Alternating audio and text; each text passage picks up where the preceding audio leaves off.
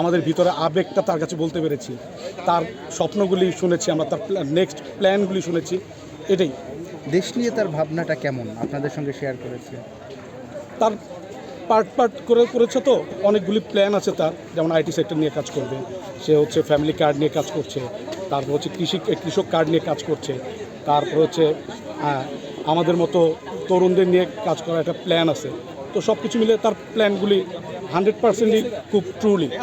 আগামী নির্বাচনে 12 তারিখের নির্বাচনে আপনার কাছে কি মনে হয় যে 72 ঘন্টা ময়েশ্চার সমৃদ্ধ লিলি বডি ওয়াশ শিয়া বাটারের গুডনেস স্কিন রিপেয়ার করে রাখে সফট ও গ্লোয়িং।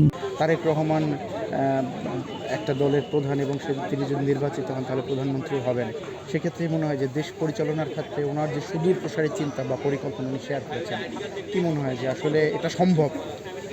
দেখেন, আমি হচ্ছে গতকালকের কথায় যদি বলি, গত পরশু দিন এই প্রথম বাংলাদেশের কোনো চেয়ারম্যান বাংলাদেশের কোনো চেয়ারম্যান 16 ঘন্টা জার্নি করে পথসভা করে আবার এসে সে মিটিং করছে, আমাদেরকে সময় দিচ্ছে।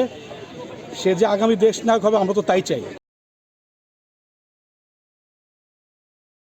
72 ঘন্টা ময়েশ্চার সমৃদ্ধ লিলি বডি ওয়াশ শিয়া বাটারের গুডনেস স্কিন রিপেয়ার করে রাখে সফট ও গ্লোয়িং।